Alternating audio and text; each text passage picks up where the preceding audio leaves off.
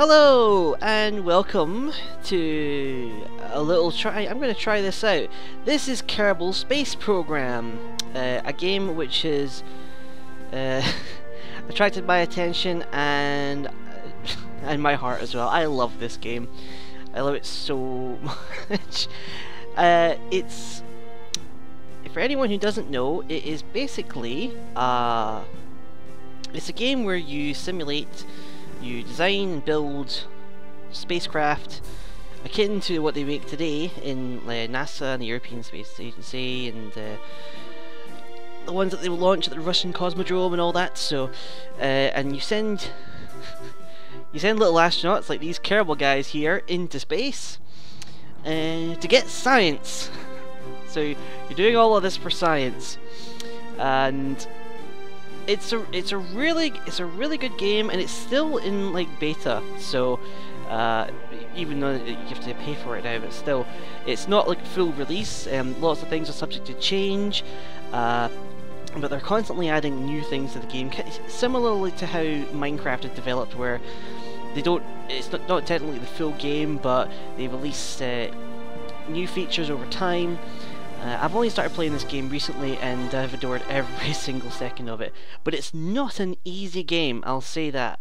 It's not an action-packed game either, but it's quite tense if you're not entirely sure what you're doing, that's for sure. So let's go ahead and start a game. I did play this a little bit before, but I've deleted those saves, so we're starting a brand new game. And there's two different modes available. There's Sandbox, which just gives you all the different components and rockets and decouplers and separatrons and all that sort of stuff. It gives it to you for free. Or there's a Career mode, which is still in development, but the Career mode basically allows you to, as you get science, you can unlock more advanced components and do more interesting things. So let's just let's get a capital M in there. Crying out loud. Misfits program, and I prepared an appropriate flag for the occasion. So, so if ever we make it to planet Kerbal's moon, we can plant our flag there. So let's get going. Let's get started into this game.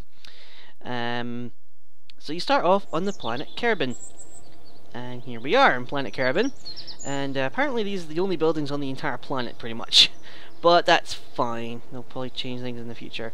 But this is the space center. There are a number of different buildings here. So first off we have the vehicle assembly building. This is one where you design and build all the rockets that get taken along to the launch pad over here and sent off into space. Here is very similar to the vehicle assembly building, or the VAB. This is the space plane hangar. It tells you in the bottom left there. Space plane hangar. So you can make space planes in the game, and the main difference between that and this, you can actually make all the stuff that you can use to make the rockets. You can use in the space plane hangar, but they're like angled. So so you can have the rockets facing horizontally, essentially. So I haven't done anything with the space planes, to be perfectly honest. I much prefer the rockets, but it's something I might do later on. Here is the astronaut complex. Let's just go have a look at the astronaut complex. Here are all the astronauts in your program. These are the three that you start off with: Jebediah Kerbin, Bill Kerbin, and Bob Kerbin. And these guys have been in the game since the beginning, pretty much. These guys are all new astronauts have been added later on. But these three here are immortal for all intents and purposes. So if they die on a mission, they will somehow respawn back here at the astronaut complex. Whereas these guys, if they die, they're gone. They're gone almost forever. So, and the only two stats that you really care about for these Kerbonauts are their courage and their stupidity. So that's pretty good. I love that. So we can just like hire different astronauts for this, and you even keeps track of ones you have on current missions and ones that have been lost along the way. So That's pretty good. This is probably going to be expanded in the future, where because right now you can just hire them and there's no positive and negative effects for it. Like you don't need to like pay them or stuff like that. But I'm pretty sure there's going to be things like that in the future to account for that, to make it a bit more challenging, as if the game isn't challenging enough. This is the research and development complex, and this is where there's a big tech tree, but most of it is hidden. But basically, when you earn science on your missions, you can come here and you can apply the science to unlock more components for your spacecraft. So right now, we have Start. The technology we started out with, which is all the basic components here, which we'll have a look at in a short moment. We're probably going to be using all of them. And then the next thing available is this here, basic rocketry, and it's going to be fuel tanks, the mystery goo, that's for science, and a decoupler. And that costs 5 science, so we'll need some more eventually. And the science archives basically says all the science that you have gathered throughout your many different missions, and these are all the planets in the Kerbin system. And we can get a better look actually in this building here, which is the tracking station. The tracking station allows you to have a look about the solar system. So this is our planet. This is planet Kerbin, and next to planet is the moon, which is called Mun. So I'm not entirely sure if I'm going to be calling it Mun or Moon. It doesn't really matter. It's just a name. Apparently the developers call it Mun. But orbiting that, we also have another moon on a bit of a skew called Minimus. Minimus is a bit of an icy one here. A bit of an icy moon, very interesting textures. And there's the sun in the distance. Now let's zoom out and have a look. You can see the orbit that they move along. That is important in the game, because basically your movement throughout the solar system is based entirely on orbits.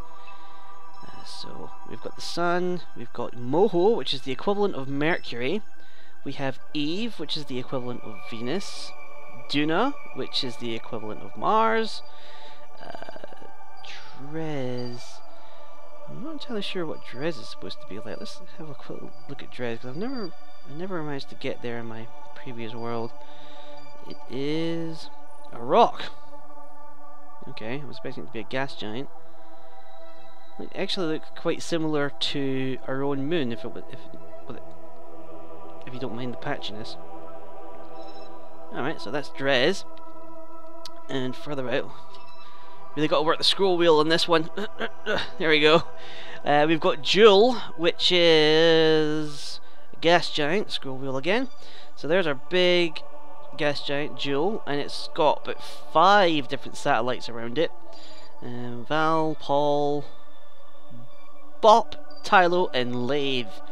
And there's one more planet further out, which I guess is akin to Pluto, which is Elo. Never been to Elo either, so although we're starting a new game, so I've never really been to. Oh wow, look at that! That looks like a giant gobstopper. That's awesome. Oh, we have to do a mission to Elo at some point. Okay, so that was the space center, the tracking center. So, what are we going to do? Well, we need to make a rocket. So let's make a rocket. So we're going into the vehicle assembly building, and we're going to get some science. We need about 5 science for the next stage. Ideally we want to get a bit more than that. So this is the vehicle assembly building here. You get all the Kerbals just walking about doing their daily business. Oh, just wonder what that guy's doing. And this is all your components here. The building of the rockets is very similar to Spore, if you've played that, where you can attach all the different components and things like that. So the first thing we need, and you have to select one of these before you can actually build the rest of a ship, is a command pod, or kind of command pod. So we'll unlock more later on, but now we're just going to have command pod Mark 1. So this, you can have 1 person in it, and it has a small amount of electric charge, some monopropellant, and some SAS. Those 3 are for different things. SAS is something that helps to stabilize your ship as it's flying. So that if there's a ring there on the outside of the ship, there's a small wheel that moves around inside it to kind of move the center of mass to allow your ship to move in different ways without using any kind of fuel. Instead, it uses some electric charge. Monopropellant is something for the RCS system, which is reaction control system, I believe. Basically little thrusters that fire and allow you to move your ship a bit more dynamically, and it also allows you to move your ship sideways and up and down and things like that. The controls can be quite confusing in this game. You can actually, with RCS, you can turn your ship 6 different directions with SAS. With RCS, you can turn it 12, so there are 12 different directions you can go, and there's a button for all of them in the keyboard. It's a bit nuts. Let's see. You can have a look at different things like center of thrust, center of lift, center of mass. I don't really bother with them right now, but that's fine. Let's see. Now we've got our command pod. Let's pop it up there. Now we want propulsion. We want something to get it into the out of the atmosphere. So let's get some fuel tanks. This is a standard small fuel tank.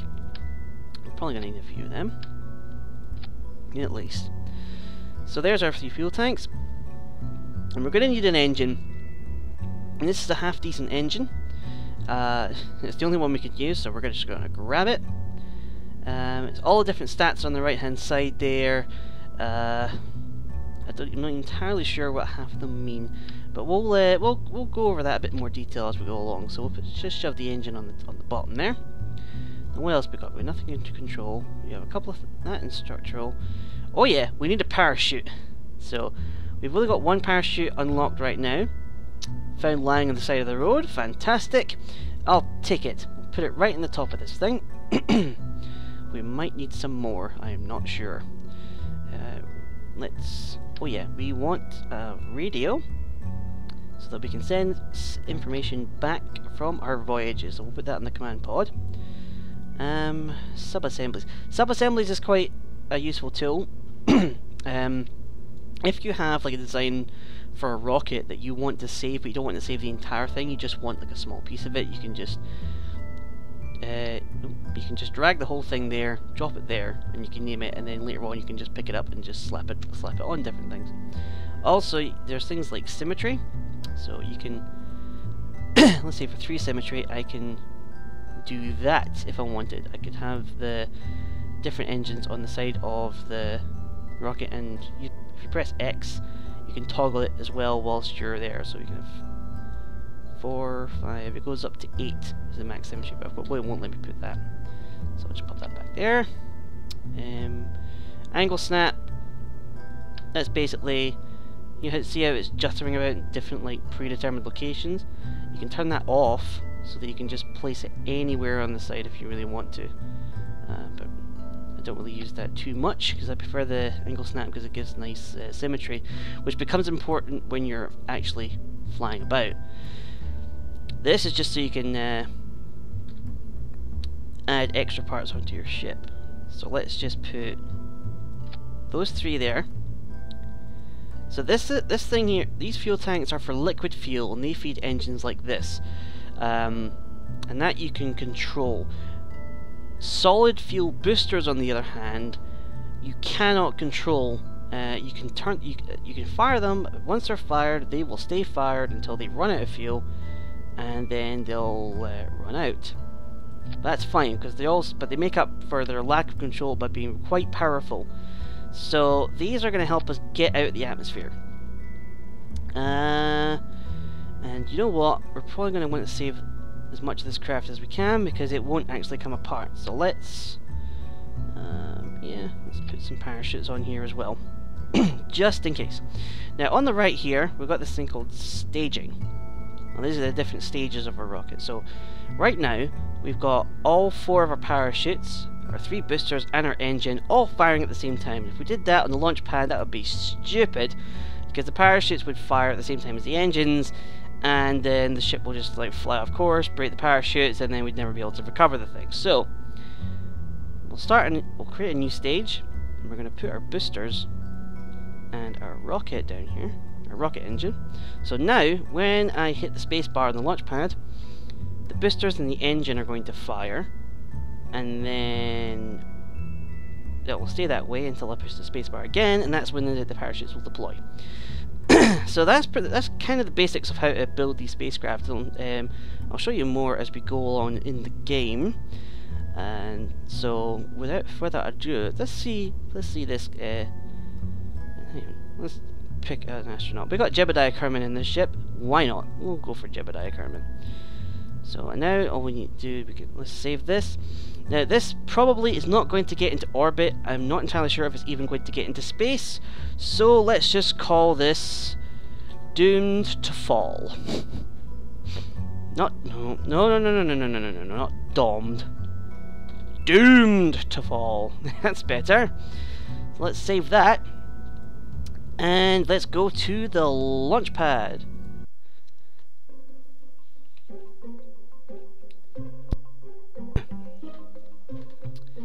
Time warp, that's something that will come into play later on. So here we are on the launch pad. We don't have any kind of struts to stabilize this thing, so right now the entire craft is sitting on this engine, so it's a little bit wobbly, and I don't like the way that engine is moving. The physics of this game is interesting, to say the least. In fact, I really want to take off before I do anything. Okay, so first thing you want to do, now you're on this is like the core aspect of the game right here. We want to turn on SES, because as we're going up, SES will help keep us stable and in a straight line. So we'll turn that on, and that's coming from the command module there. And then we hold shift, and this is our throttle. This is how far we have the engines revved up, essentially, or revved up or whatever. So we're going to put that to full. There's our G-forces on the right, which I think it only really affects the structural integrity of this ship. It doesn't really change, it doesn't really affect the Kerbals. They seem to survive pretty well.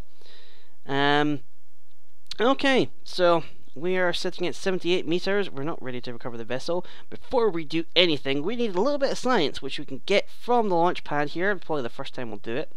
So we'll right click on the command pod, and we'll get a crew report. So we'll get a crew report. They've recorded the crew's assessment of the situation, and that gets us 1.5 science. Perfect. Let's keep that for now. What we can do is we can transmit it, but transmitting it takes a fair amount of electrical charge. And you can see our electrical charge is draining because of our SES being on. But this engine here, it actually generates electrical charge whilst it's being fired. So we'll probably send that as we're taking off. Something else we can do, we'll have a look in the cockpit. So here you go, this is our Kerbinauts view of the cockpit here, tiny little window. And if you wanted, you could actually control the ship from here. Never done it before, and I'm not entirely sure I want to. We've got the nav ball there and all the instruments at the sides, SES on, RCS is off and all that kind of thing. But we don't want to do that. But one thing we can do is we can also tell this guy to EVA. So let's see if this is going to... There we go. So he's popped out of his ship and he is hanging on for dear life, having a look around. Let's get him to do an EVA report. So there we go. This is the most precarious situation. Indeed it is. Whilst flying over Kerbin shores. That's a bit interesting. He should actually be on the ground. But 5.6 science. We'll keep that as well. And he can actually move about later on, but considering I don't want him to fall to his death or something, let's just board back into the ship. And before this thing shuggles apart, which it might do actually, we are revved up, SES is on, 3, 2, 1, ignition, and oh man, this thing is hard to control.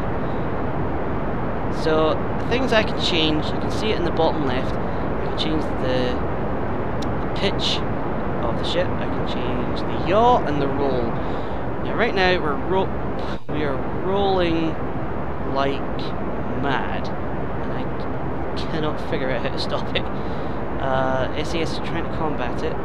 Oh man, we're wow, this thing is getting so fast. Okay, calm down. We are going so fast we're actually burning off parts of ourselves in the atmosphere. Right now we have got regained control. We're about to run out of fuel. Maybe I should have saved that engine. Let the boosters do the work first. But there we go. Our engines have now cut out. We are at 24 kilometers. Now we can hit the map. You're going to spend a lot of time here in this game. So we've taken off from the launch pad and we are ascending up to the height of 50 kilometers. Oh, for crying out loud. I never sent the crew report. Oh, okay, here we go. Review stored data. Okay, transmit that. How much electrical charge is that going to take? Almost all of it. Fantastic. Well, at least we got some science from this mission. We can get some more later.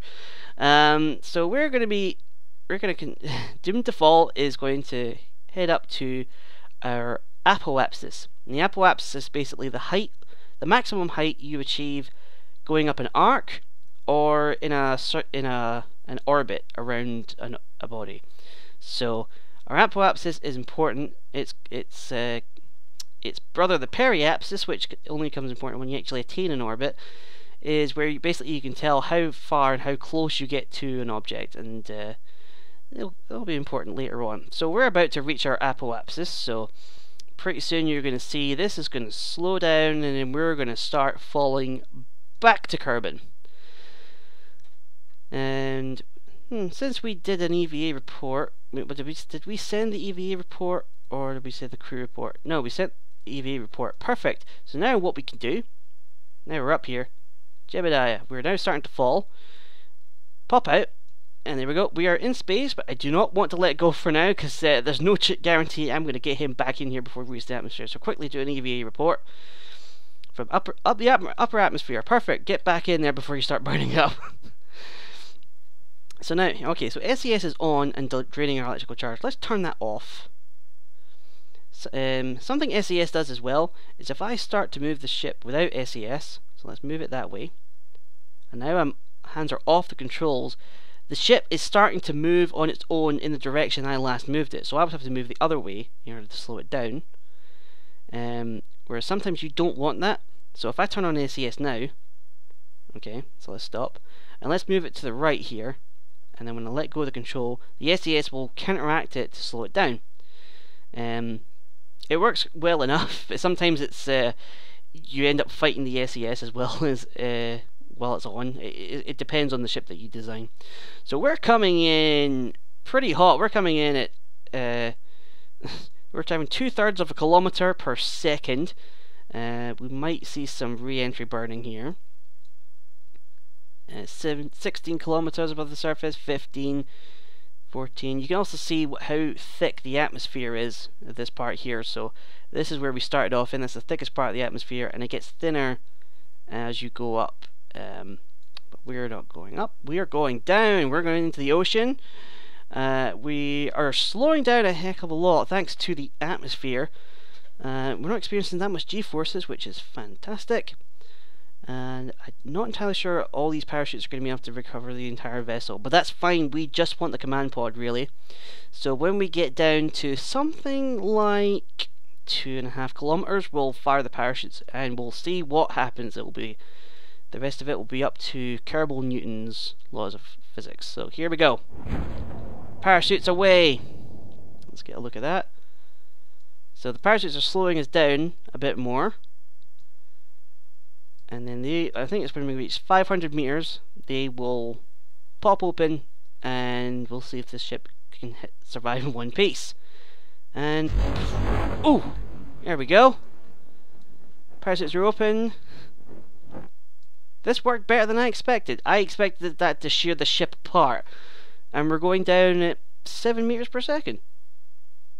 That's pretty cool, actually, because that's quite important when you're trying to land on something, because if you're traveling any more than like 9 or 10 meters per second, more likely than not, parts of your ship are going to break apart. So you really want to get the speed as low as you can. This is actually pretty decent speed, so our ship is probably going to survive. I was not expecting our first ship to survive entirely intact, but hey, we've done it. This is taking a bit of time, so what we can do is we can actually speed things up. And we can do it for a little bit. And it's more important when you're in space, but let's speed it down again. Because we're about to splash down into the ocean. And there we go.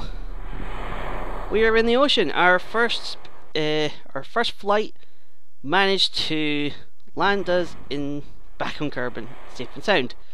Unfortunately, we didn't quite get to space, but we made it close. We got 50,000 meters. Not too bad for our first ever flight. So now that our flight is over, let's recover our vessel and save our precious Kerbal nut.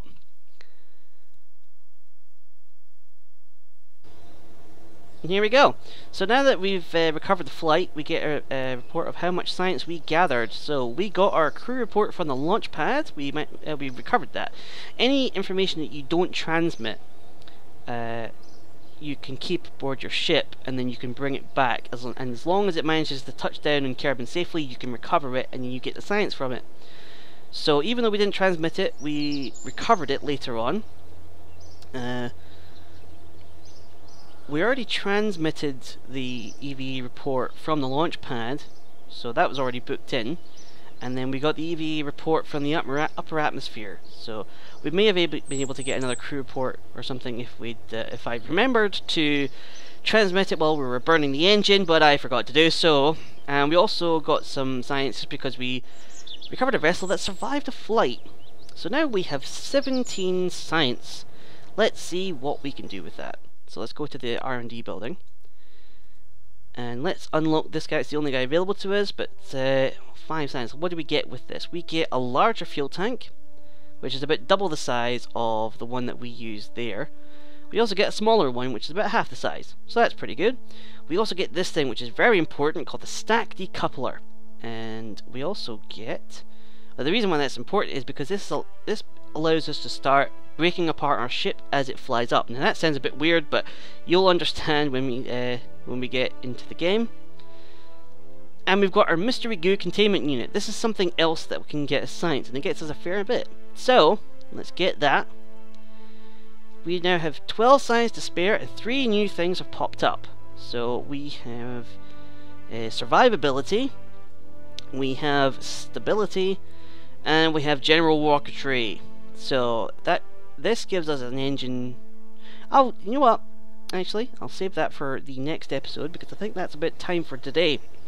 So, thank you guys for having a look at Kerbal Space Program with me. Stay tuned if you want to see some more. I'm probably going to put some of these up and see what people think about it. And trust me, the game will get a bit more interesting later on. This is just the very beginning of it. So, thank you for watching, and I'll see you guys next time. Bye now.